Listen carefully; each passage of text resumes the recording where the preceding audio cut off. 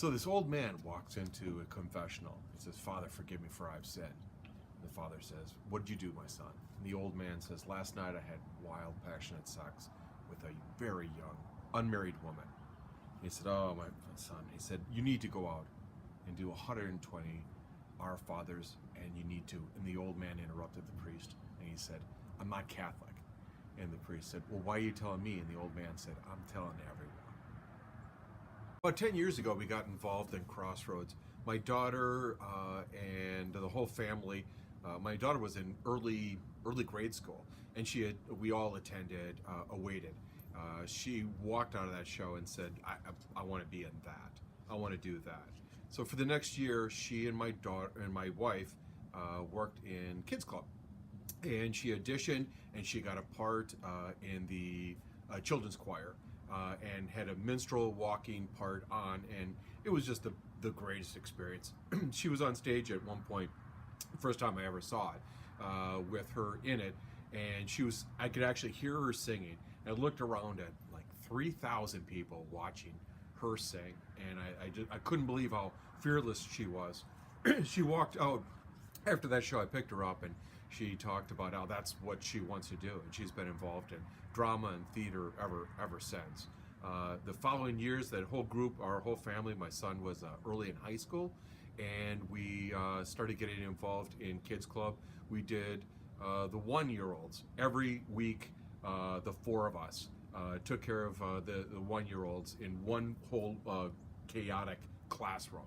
And our motto was, we're never going to call any of the parents. We're going to figure out a way to acclimate those kids and get over that separation syndrome, that separation anxiety, one way or another. And we always made a connection. One of us made a connection with the kid.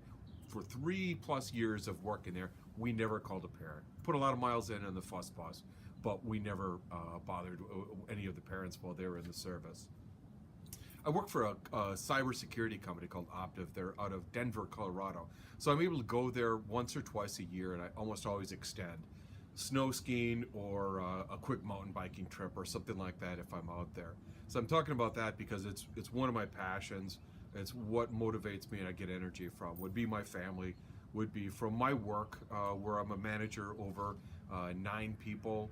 And they're working with the biggest technology companies in Ohio and Indiana, and then some engineers that kind of support all of us.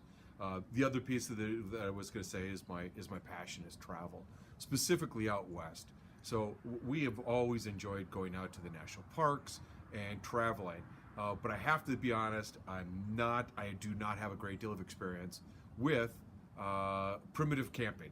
I'm more of a burger at the corner joint and a Holiday Inn than a primitive campsite. That being said, I'm willing to give it a try, and that's why it's going to be a challenge. I am an Ohio license owner with the little M on there that says I'm licensed for a motorcycle. Bought a Yamaha XJ6. It's a 600cc street bike about 3 years ago. And it's been sitting in my garage for probably a year of that.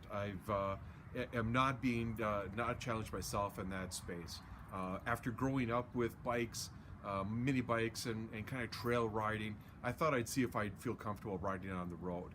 And I did, and it's a great bike for that. It's a light street bike, good training bike, but I've never escalated or never elevated to the point of what you guys are looking at doing, and it would be a challenge. I'm really excited about the potential of being able to go through the training, and I don't think I could be challenged or get better training than by doing it with some buddies, by doing it with some peers. So I'm looking forward to the challenge. So there's this hiker. He's in Bozeman, Montana. He's hiking along and comes across a farm. And in front of the farm it says, "Dog for sale," talking dog for sale. And the hiker goes around back and he sees a nice looking golden retriever back there. And he said, "What's up, you talk?" And the dog looked at him and said, "Yup." And the hiker was blown away. Just couldn't gather himself, couldn't believe it. He said, "Well, what's your story?" The dog said, "Well, I figured out I could talk at a very young age, So I wanted to help the country. The CIA had me travel all over the country, listening in on people that didn't know I was listening in. Then I report back, and I got too much travel, so I came home. I got married. I've been working in the airport and listening to suspicious people in the airports. I have a whole litter of puppies, and now I just am retired back here. The hiker goes to the farmer and says, "How much for the dog?" He said, $10. And he said, "Oh, why so cheap? That dog's amazing." And the farmer said, "He's full of bull crap. He's never been out of the backyard."